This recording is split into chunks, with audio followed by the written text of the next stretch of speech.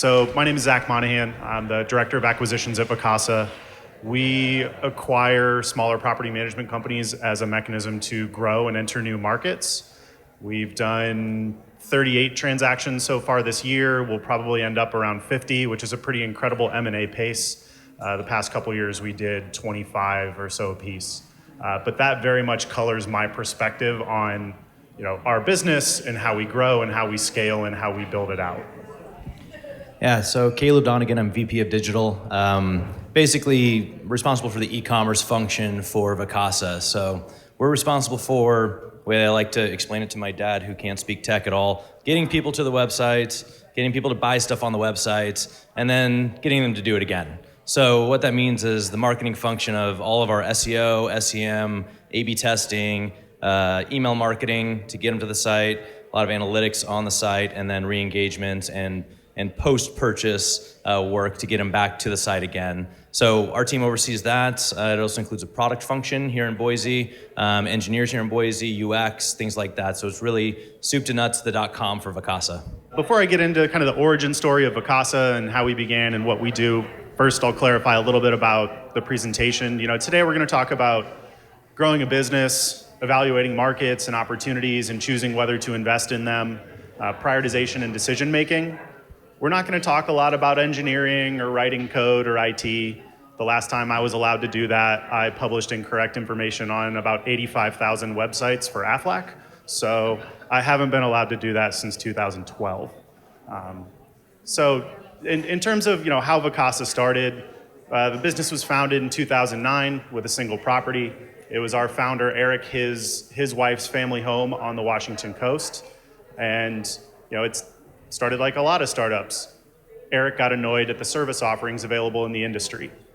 He was quoted that the property that you're seeing could make about $4,000 a year as a short-term rental. He thought that was ridiculous, decided to do it himself, and hit $20,000 the first year. So doing 5x what an established provider could do, he thought there might be some opportunity in that market. This property that you're seeing, it rents out at $70 a night to $300 a night, and that variance is how Vacasa initially disrupted the industry. Occupancy for vacation rentals like this was very low because there was a high price for the summer and there was a low price for every other time. So Eric and Scott had this really good idea, and that idea was, why don't we sell our product at a price that people will pay for it and make more money that way? And so Vacasa was an early mover in applying dynamic pricing, and growth really took off. Initially, the business model was more of an OTA, so something like Airbnb or HomeAway, where it was focused on booking properties, and it was focused on the guest. The idea behind the company at the time was to make vacation rentals easy, in terms of making the checkout process very streamlined, booking online automatically like a hotel.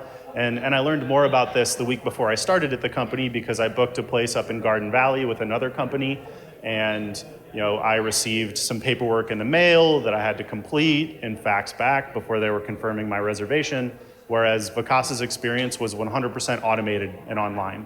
So early on, the target was the guest, and it was about automating the process. Unlike a lot of the companies you're probably looking to build, Vacasa at its core is really a service organization. We have about 2,500 full-time employees, but 60% of those work out in the field, maintaining homes, cleaning them, and working with our homeowners. There's only so much leverage you can get out of cleaning a house, so housekeepers will always be the largest group of employees we have. They're currently 40%, and that proportion will only keep growing. We can't compete feature for feature with other software companies in the space. Right, HomeAway and all the other VRMs or all the other reservation management software out there, booking software. They are at their core software. That's what they do, and we can't compete feature for feature, but we don't really have to. This is all about prioritization. So we focus our effort on yield management and operational efficiencies, and keep the investment light on other features until we know it's an important problem to solve.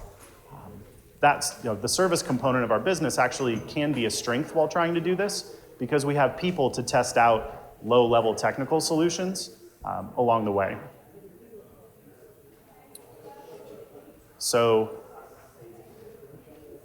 Vacasa is the largest domestic player at this point in the US, so we manage over 10,000 properties, but we're just a portion of the domestic industry, between 1% and 2%. And that means there's a lot of opportunity, but the practical implication of that fragmentation is that there's very different landscapes as you move across the country. This business can be done many different ways. Owners might be paid differently, guests might be charged differently. The experience is different because there's very few barriers to executing that way. Most property managers in the space manage about 30 vacation rentals. And when you manage a business that size, you don't have to adhere to a specific model. And what this means is that growth for Vacasa involves change and adaptation, as we move to new areas of the country that operate very differently. This is my favorite M&A graphic, by the way.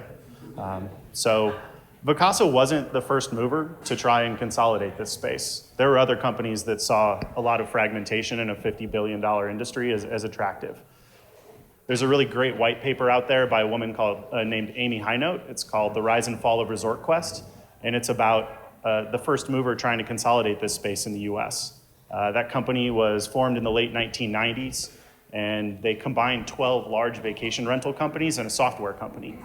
They started with over 10,000 units and grew to over 20,000.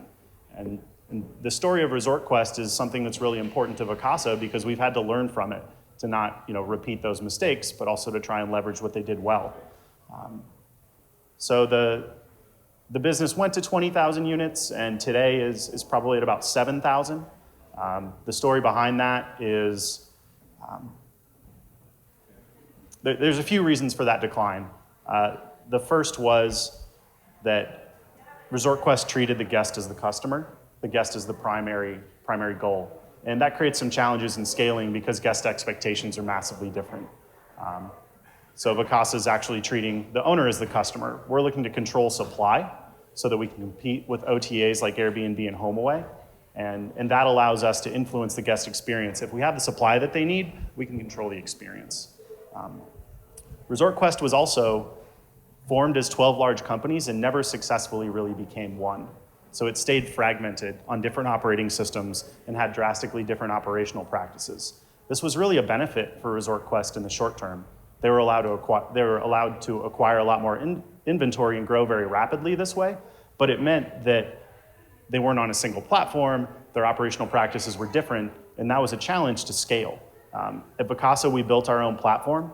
We run 95% of our inventory off a single set of operational and financial systems. And what this allows us to do is flex support across our inventory as demand for that support rises. So an example of this would be with the hurricane that hit the Gulf Coast last weekend. A lot of local providers are completely handicapped. They can't communicate with their guests. They can't communicate with their customers. They can't take care of their homeowners. Whereas at Vacasa, our operations are largely intact, not necessarily on the ground, but our central support can interact with those guests. They can answer their phone calls and emails. We can do outreach to our homeowners and tell them what's going on with their home, whereas a regional or a local company can't do that. And then lastly, we learned from the ability to grow through acquisitions. Resort Quest did a lot of acquisitions, but they did them differently than Vacasa did. They were typically acquiring very large established companies and doing it at high multiples. This is very expensive. We acquire small companies whose performance we know we can improve. We do this primarily as a mechanism to enter new markets and enable organic growth, which is much cheaper. So we've completed over 100 acquisitions that have added 5,000 units to our inventory. And our cost to acquire these units is below what Resort Quest paid in the early 2000s, while our revenues are 50% higher. So that's really critical to our success. So coming to today, we passed Wyndham to become the largest domestic full-service property manager, managing over 10,000 properties. There's a model shift in there. So we've shifted away from being guest-focused to being owner-focused. We went from just booking the properties to providing full-service property management. Today, we can help you find a property to buy. We can bring guests to that property. We can clean and maintain it. And we can also sell it when you're ready. We did this so that we can control the end-to-end experience and add value through each step. Vacasa currently operates in over 20 states. That number grows by the week or the month. Last week, we entered New Mexico. We'll enter the upper Midwest next week. We also operate in 16 countries, taken on 3 rounds of funding, a $35 million Series A in 2016, $100 million Series B in 2017, and just this week, a follow-on to that Series B was announced. So moving forward to today, that home is in St. Simons Island, Georgia. It does not rent out at $70 a night. It doesn't rent out at $300 a night. It actually rents out from $800 to $4,000 a night, but really it rents by the week. So, we've had to adapt and change as we've gone across the country. So a few things happened in that journey. Our business model changed, our homeowners changed, and our guests changed. And this presentation is kind of all about that adaptation and the changes we chose to make and the changes we didn't. Before I pass this off to Caleb, I want to kind of clarify what we're talking about in terms of how we scaled and how we grew. We're focusing on growth that makes us better. I think I've certainly been a part of startups or companies where the end of the quarter's coming, you got to hit the number. You sell something really exotic, doesn't matter what it is, because it gets you over the line, but then you spend the whole next quarter or the next year digesting that, and so growth falls, or you lose customers because you can't invest in your core business. When Vacasa is scaling, we've had to focus on a few key questions. Who is our customer and who isn't? When do we listen to them and give them what they're asking for? When do we listen and give them what we think they need? And how do we adapt along the way, but focus on making our core product better rather than attacking all of a very fragmented market? So now Caleb will talk a little bit more about scaling and staying local as we expand into new markets. Then we'll look at some specific examples of how we kind of applied that practice while growing pretty incredibly year over year. Perfect. So there's 2 primary takeaways here that we're going to focus on in the next section, and that is scale and staying local. So, Vacasa, as Zac mentioned, we're a large company now. We have 10,000 units. We do lots of revenue. We have 2,500 employees. One of the biggest things that we add to a market is we stay local. We don't want to come in and be like, we're the big guy, and we're coming in and buying all your units, and screw your brand, and we're going to be Vacasa now. So we come in and say, what does each market need? What does each market want? And then how do we scale our offering to ensure that we can do it at the same efficiency that we do all of our other markets? So I like this example. This is a really bad example of how to grow. There's a single unit we have in Switzerland, not in like a city in Switzerland, like Switzerland, the country. We have 1 unit. So this is a really bad way to grow. There's a single person that manages this property and probably hates going to Switzerland to do this one property. They're probably based somewhere in Europe, and they have to go manage this one property. International for us as a company was kind of a place where we played around with different models, and really where we just kind of took what we could get for a really long time. We just like to grow, but not grow smart. So now, after learning that, this is what we strive for. We target markets that are destinations, places where the primary unit is a vacation rental. Where the economy depends on tourism, where tourists are commonplace. So think about somewhere like Sun Valley a couple hours from us. It's a great market, right? Because a lot of people don't live in Sun Valley full time. They have places in Sun Valley that they come to frequently, or the Oregon coast, or Park City, or places like that. We're very rarely going and finding the single unit in Switzerland or in a rural area of Iowa or something like that. Zac's from Iowa, so I like putting that in. Beautiful vacation destinations. Yeah, yes. We're focusing on destination markets, and we know that, and that's how we can grow. So when we go into any area, our first thought is how can we expand within that area? Expand our units, but also expand our operations and our brand awareness. How do we introduce Vacasa to that area and grow via Vacasa versus whatever that former brand must have been? We also want to go into places where our model works. There's places that we go into that our model does not necessarily work and is not our standard implementation. We have to do that, but we'll go in knowing that and understanding that so that we can adjust to it if needed. So the first question, can we grow? Second question, can we serve? Knowing our value prop, we are the best at doing property management at scale. We go into markets all over the world and we offer a huge operational advantage to our owners, to our company, and we make them more money, and our value proposition is pretty clear. So we try to stay true to that. We want to be the best at what we do, and full operational control is our strength.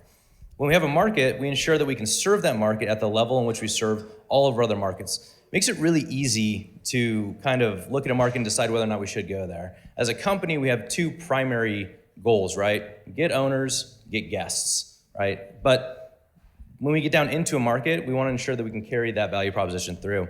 My favorite story of this is we have a COO, Bob, who oversees 60% of our company because he oversees all of operations. So we entered Maine a couple years ago, maybe. I'm not really sure when we entered Maine, but we entered Maine, got a few units, and one of those units was actually on an island. So off the Maine coast. Not just on an island. It was on an island in a lake. Yeah, on an island, in a lake. Not just on an island, but you have to bring your own water to said island. You cannot, as a guest, just rely on water being there. So as a guest, you're looking at a really specific guest that wants to do this. They're basically getting in a boat, going out to this island. From the guest perspective, cool, we're offering something awesome to the guest. On the operational side, wow, that's terrible, right? Because think about like a housekeeper or like a maintenance person getting in with their cleaning supplies or toolbox into a canoe and like paddling out to an island, right? This is a really cool guest experience, but it's offset with our operational effectiveness. It's not always gonna be perfect, but we do have a really high bar from a service perspective. So that home, even though it's a pain in the ass to get to, is gonna get the exact same service that all of our other homes do, and we'll figure it out because it's worth it in the long run for us as a company. So third, can we be successful?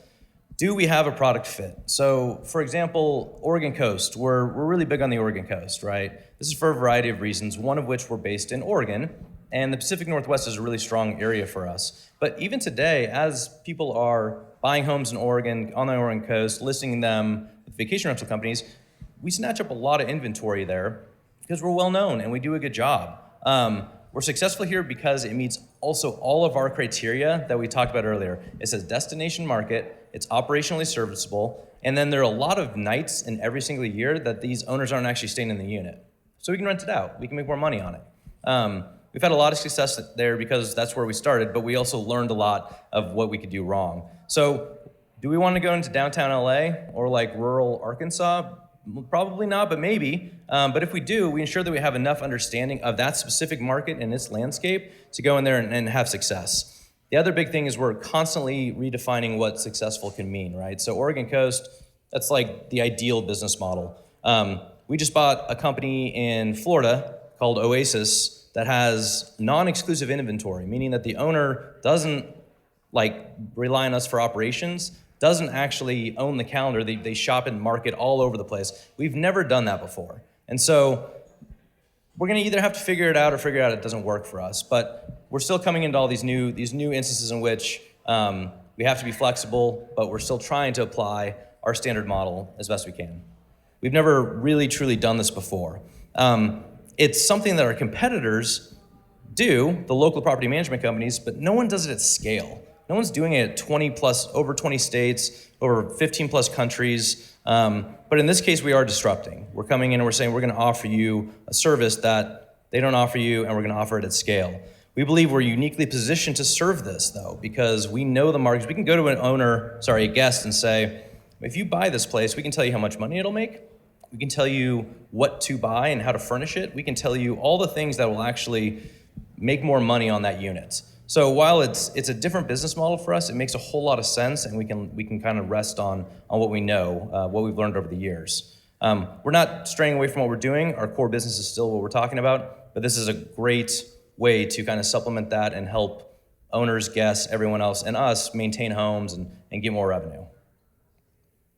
And then finally, can we be local? So the local piece, as Zac might have mentioned, we worked for a local company before this doing local software. And when we go into a market, we want to ensure that the locals don't see us as the big company. So this is a great example, Maui.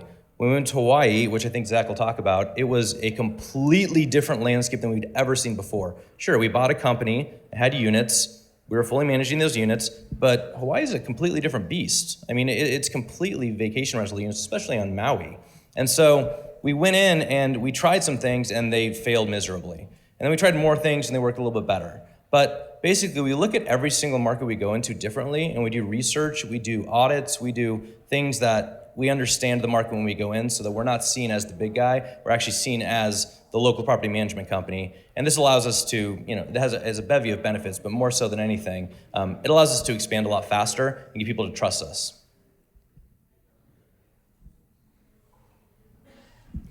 So before I spoke a little bit about the fragmentation of the market and the implication of that being there's dozens, if not hundreds of different ways to do business, different ways of working with owners, different ways of working with guests, providing different experiences. As Vacasa has grown, we can't adapt to all of those. A lot of what we have to do when we enter new markets is choose what we're not going to do. And so with the next few kind of mini case studies, I'm going to provide some examples of how we encountered a new practice and what we chose to do. And usually it was not much. But so as background, I joined Vacasa in late 2015, and I remember when we hit 3,000 units, and we became the second biggest domestic player in the industry. We couldn't believe it, right? That was crazy. We've grown 3x since then. So as this slide shows, and Caleb mentioned, our early growth, really the first 4 to 5 years, was almost entirely west of the Rockies. There was good reason for this. The industry in the Pacific Northwest was fragmented and unsophisticated. So a hungry tech-enabled startup, we outperformed the competition. And the only limit was kind of supply chains and infrastructures. You have to have housekeepers to clean every house. So the limit was how fast we could hire our operational staff. Operational models are also highly regionalized, and the majority of the West operated the same with some exception. It was a vacation rental market, so stays of a weekend or a week in the summer and the winter and kind of limited off-peak booking. Our model was disruptive here and could be operated consistently, and that allowed for consolidation onto our software. This provided the ability to centralize services, making operations more efficient, which meant we could invest in R&D and growth. But starting in 2014 and 2015, we tried to expand east onto the Gulf Coast, in the Northeast, and the Southeast. This presented a couple problems. First, nobody knew who the hell we were or where Oregon was. It's not next to Nevada. But the implication, though, was that we had no credibility with a new group of customers, and competition was sophisticated enough to respond to that. That largely led to our acquisition model being used as a mechanism to enter new markets. The other issue here is these markets have longer histories and more entrenched ways of doing business. Norms are more established for customers, be that the owner or the guest. We didn't know much about snowbird stays, owner booking, contractor-heavy operations models, and other practices. We struggled to get new owners to embrace our approach, and growth was lower than it should have been. So the challenge for us looking to scale was we had to ensure that we had the right kind of growth, the type that we could sustain and continue.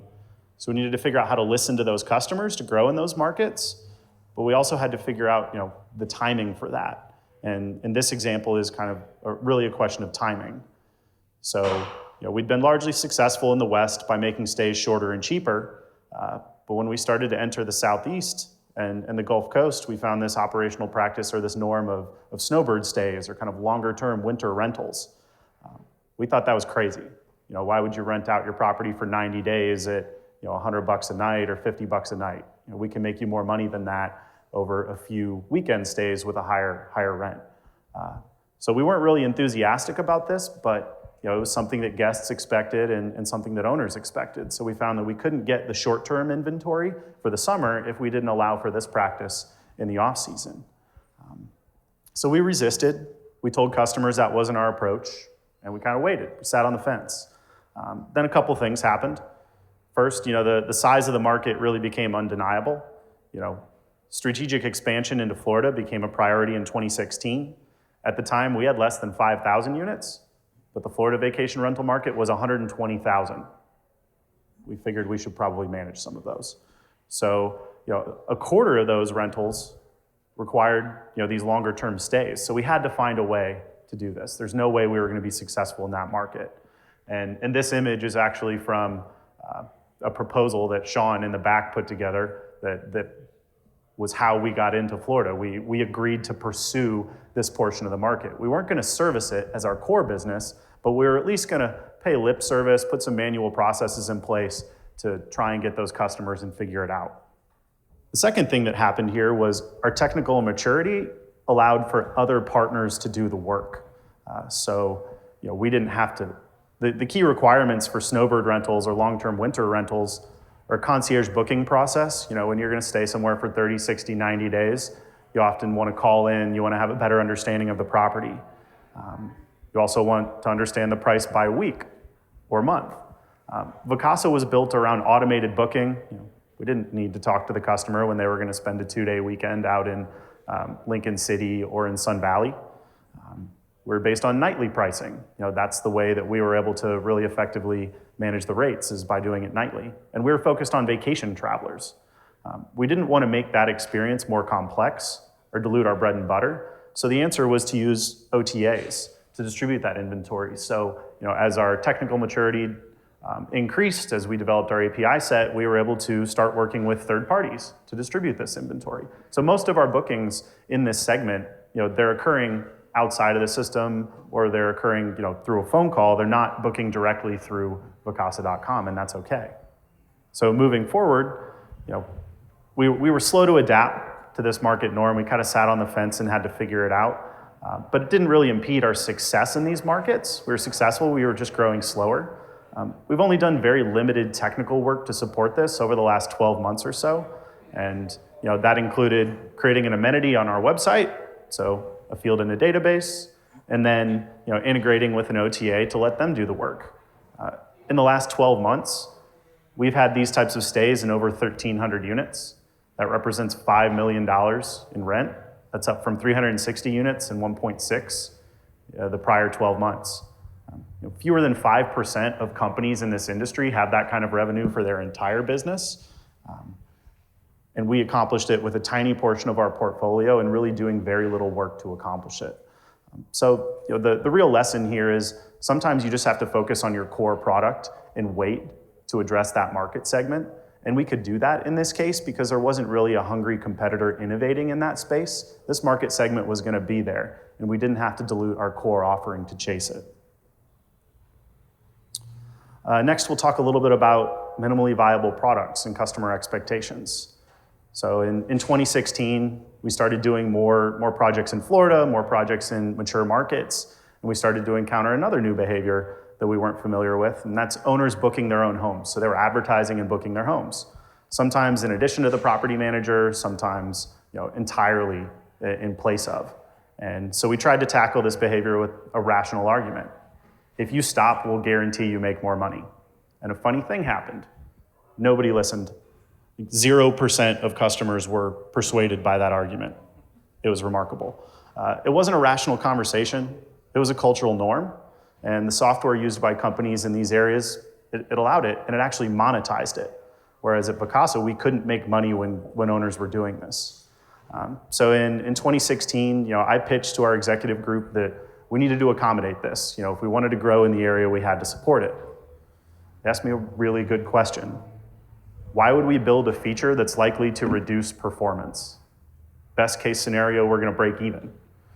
It might support some growth, but not really the kind of growth we wanted. So this was inconsistent with our value proposition. We weren't going to invest in it. So in summer of 2016, we ran a pilot. And by pilot, I mean we took a flyer on something we didn't know how to do. So this wasn't very sophisticated. I was rereading the Lean Startup at the time, and decided to actually listen to the advice in there. Take a really terrible product to market and see how people respond. And we did that. So we created a Google form and said, you can use this to support your owner bookings. We had people on the back end ready to scurry around and support it. Nobody used it. 0. There's one booking that's been submitted with that form. It was my test booking. So, we have the data from that, and we learned from that, and then, okay, well, this offering isn't quite there. So we took a big technical leap with the next project. We branded it. We put a logo on it and made it prettier. So we took on a project in Hawaii that fall, and 10% of the revenue was from this type of booking. That was over $1 million a year. That was significant. If we lost that performance, that project was not going to be successful. So what were we going to do? We branded the form and hoped that the owners didn't realize that we didn't build software for them. What happened was they didn't care. Well, they did care, but it didn't matter. There was less owner booking volume over the next year, but the performance of the portfolio didn't substantially change because of that. We didn't lose owners because we didn't provide them a high quality offering in this space. So the lesson there is, if you're not sure what value a feature provides, but your customers keep demanding it, it's okay to start really small. It's okay to start with a really embarrassing beta. Build something simple and see how they use it. What you're doing here with the minimally viable solution is you're asking your customers whether they really care. If they do, they'll use it and they'll complain a lot, and you'll learn that you need to solve that problem. But if they complain a little bit or don't use it at all, then really what matters is performance. And so, our performance was okay here. We didn't lose the customers. That was 2 years ago. We haven't built this yet. We've deployed a similar branded form for a dozen other areas, and it does what it needs to do. We could have wasted a lot of time building a complicated feature that our customers probably wouldn't have liked anyway and would have lost us revenue, but we took the easy route and got away with it. This last case study is about kind of being local, what Caleb was mentioning earlier. One of the great parts about this industry and a lot of high growth spaces right now are that they're asset light. Our homeowners provide our inventory, and then we sell that inventory to our guests. The challenge this presents, though, is you have two customer bases with somewhat competing interests. So our job is to make the most money possible for the owner while delivering value to our guest. It's kind of challenging. We do it well with dynamic pricing, though. When demand is high, the owner does well. When demand is low, the guest does well. Everybody wins on a long enough timeline. But when we acquire a business, we don't have a very long timeline to produce results that everyone likes. We have to start making the owner more money without alienating the guests that previously came to that business. So, how do we keep everyone calm about the rapid pace of change while still implementing that change? How do we maintain the previous customer base and make the owners happy while we build a new customer base that's more used to how we're going to run the business? The answer, strangely, it's the local website. This is where Caleb and I start to collide in Vacasa's world. A few years ago, we worked at a company called Ballyhoo, provided local marketing solutions. One of our products was a local website solution. I would say it's our best product. And what that allowed a brand to do is push local content into markets and bring their brand into markets like Boise or Coeur d'Alene or Sun Valley. And we had to do that as Vacasa as well. We had to make our brand relevant to areas of the country where they didn't know us yet. So here you see kind of the first example of how we brought our brand in but also persisted the previous brand to maintain continuity. This isn't much to look at, but what it did is it kept that local brand alive at the prior domain. It preserved the SEO value, so we didn't lose the customers, we didn't lose the revenue, we didn't lose the traffic. And it also kept alive some content that we weren't really built for. Surprisingly, this converts really well. It performs, it does what it's supposed to do. But one of the challenges with it is building other companies' websites isn't really our core business, and we haven't updated this tool in 3 years, so it does the same thing now that it does then. This solution started to break when we went to Hawaii. Basically, Florida and Hawaii break everything in the industry if you're from the Pacific Northwest. So when we deployed this site for our first Maui acquisition, we had two problems. One is we use the term vacation rentals when the term there was beach rentals. So this was a challenge for revenue because we were missing out on searches, but we also made ourselves look ridiculous, like we didn't understand the market. And two, we were missing critical content to a resort environment. So booking a property at a beachfront resort in Maui is very different than booking an individual home in the mountains or on the coast, and we were missing that. So this led to our next big innovation, which was leaving the site alone, even if it became out of date, so customers would get so far down the funnel that they wouldn't realize that they were working with a different company. So what you're looking at is our number one referral source. It's amazing. This is Kind of embarrassing. works. That's what this is all about.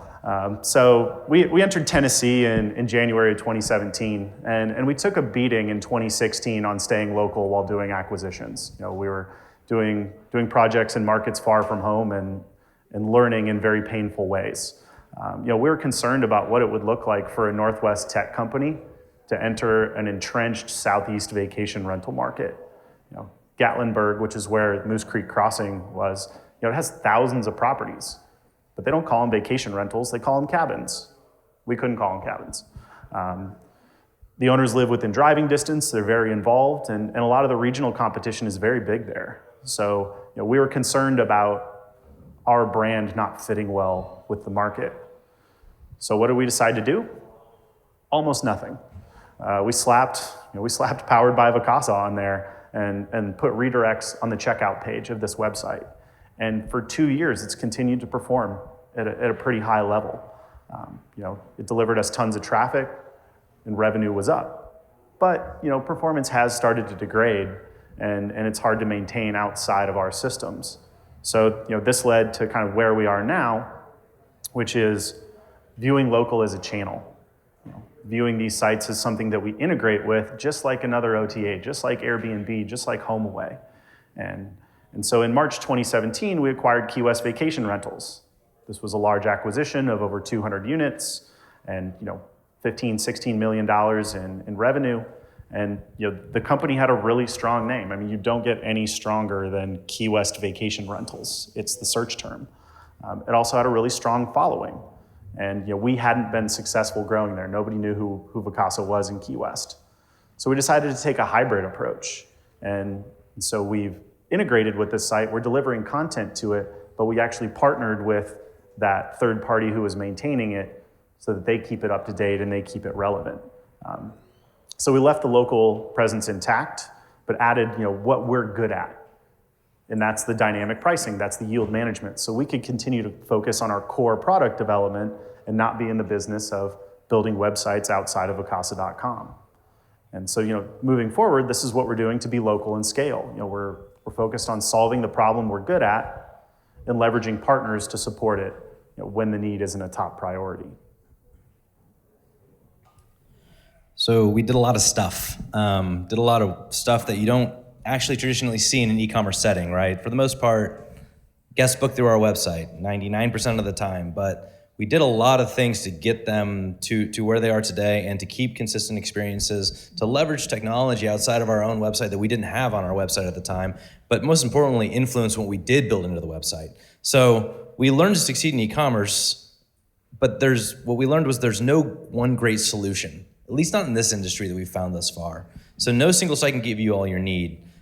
Zach's stories are a very strong proof point of that. When we go to new markets, new business lines, new offerings, services, our approach is there are unique problems, and then we will solve all those problems, but we won't just do what we did last time, right? We can't just say, we did a redirect of the company that we bought in Anna Maria Island to our site, and it performed really well. So next time when we go buy another big company, it'll work the same way. So we look at every single market individually.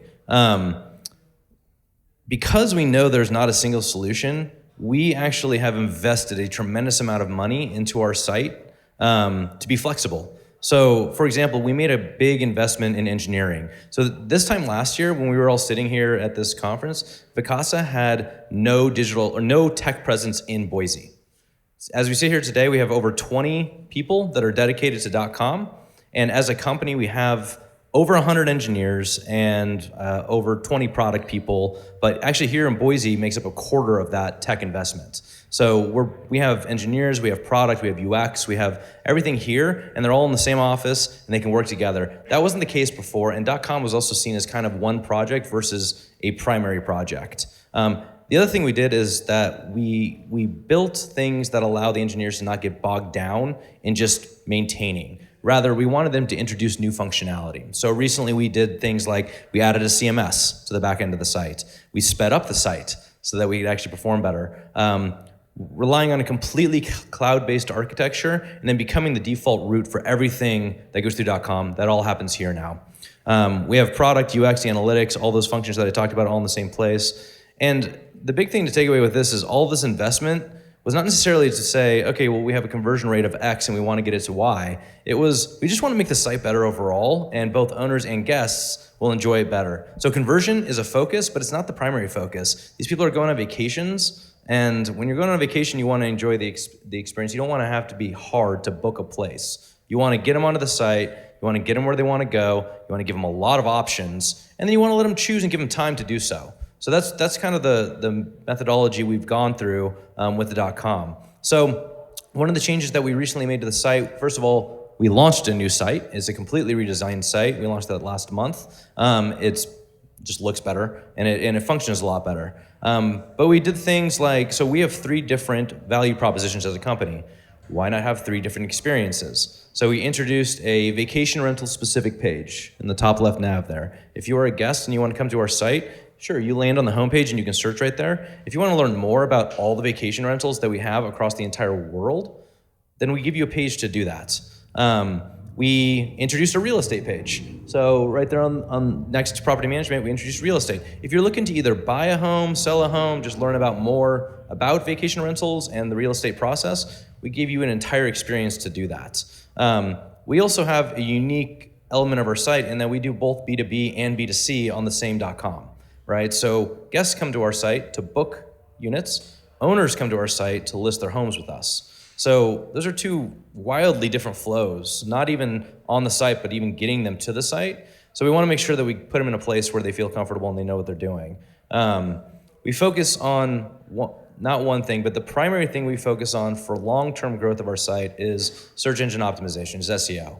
And like I have an SEO background, so I'm biased, but like it works really, really well. And we are growing at an incredible rate year over year from organic traffic, which then also drives our organic revenue. So everything we think of on this site when we do it is, how is this going to serve us 6 months from now, not how is it going to serve us today? And SEO is our long-term play. So the other thing we do with the website or with the company is we evaluate each locale. So when we buy a company, 9 times out of 10, we're going to redirect the site.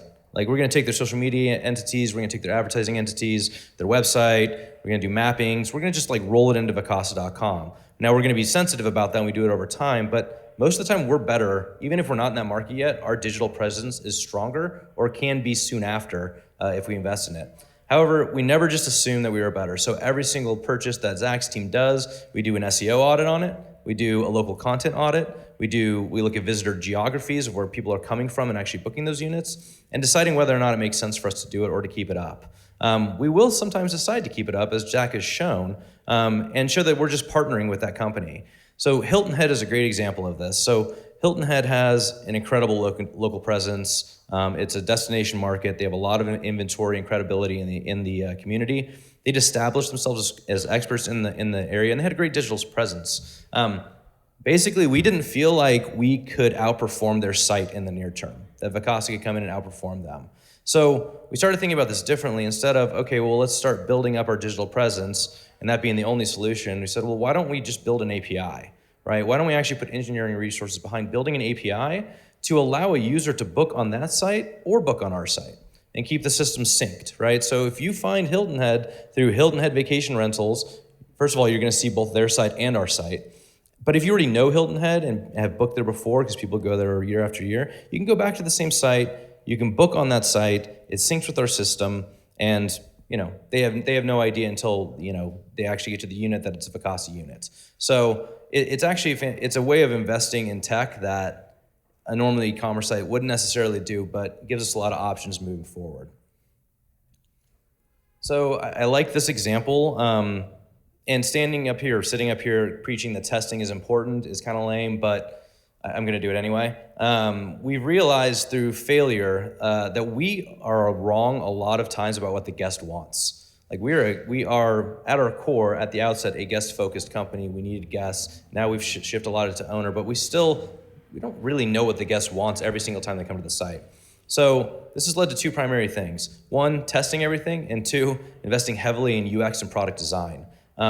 This map is a great example. We have a map. We've had a map on our homepage for a very long time. As I mentioned recently, we relaunched our website, and we took the map off for a variety of reasons. One, it's pretty ugly, honestly. Like, it's not that well designed. It's really old.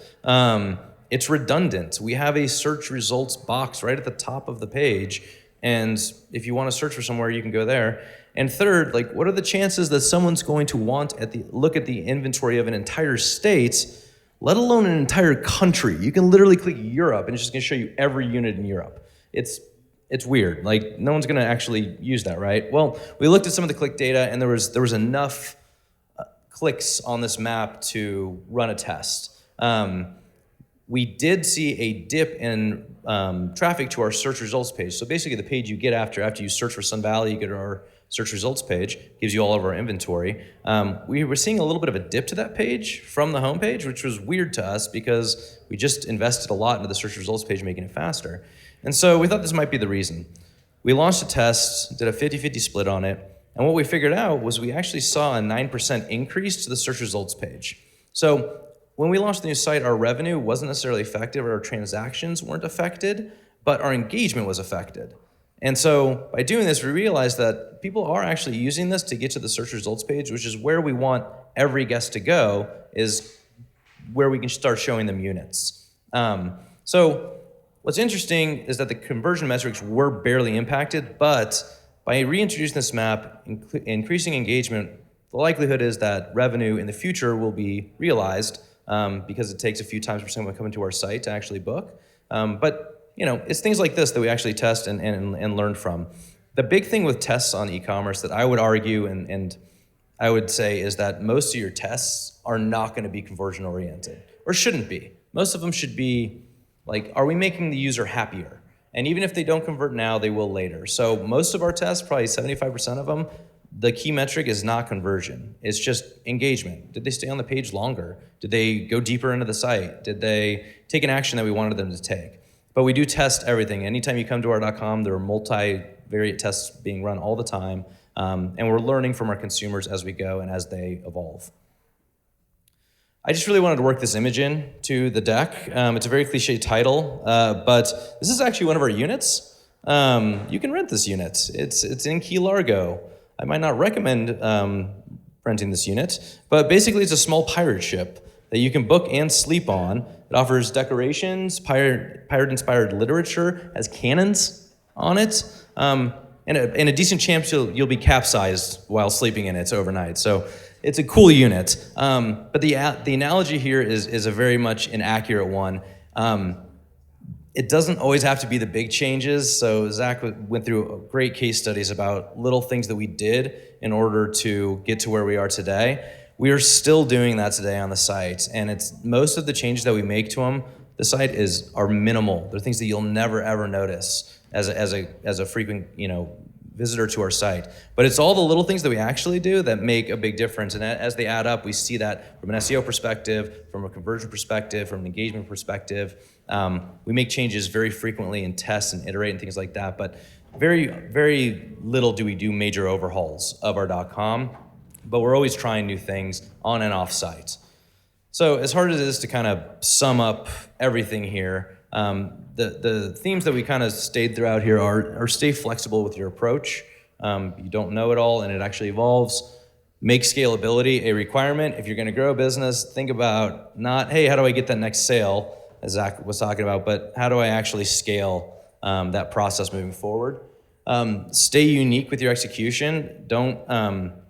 Don't become the big guy, I guess, especially if you're talking about software or you're talking about things like staying unique and actually having a value proposition that you are true to and stay to. Learn from your customers and test against your bias. That's pretty clear. And finally, and this is probably most importantly, just because it worked last time doesn't mean it'll work this time. We've seen that over and over and over again. We've seen that every time. We still see that all the time. Like, we do things and it doesn't work, and it should work, and there's no reason why it shouldn't work, but it just doesn't work. So keep that in mind when you're moving forward and actually building your business. Like, it's not going to work the way it did this time, next time, and stay flexible on it. think that's it. Thanks.